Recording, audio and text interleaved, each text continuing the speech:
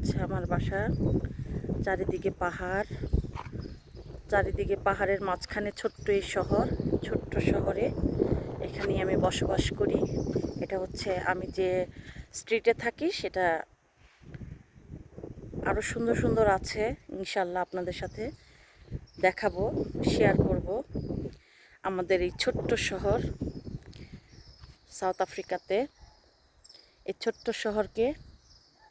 শহরের সাথে আপনাদের সাথে পরিচয় করিয়ে দিব। এই তো চারিদিকে পাহাড়, অনেক সুন্দর, ভালোই লাগে, কোনো শব্দ নাই, কোনো মানে ঝামেলা নাই। আর ওই দিকে হচ্ছে স্কুল, আমার বাচ্চাদের স্কুলের পাশেই 5 মিনিট লাগে।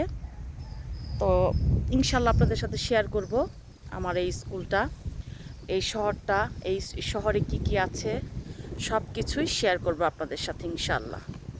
তো সবাই ভালো থাকবেন, দেখা হবে আবার নেক্সট কোনো ভিডিওতে।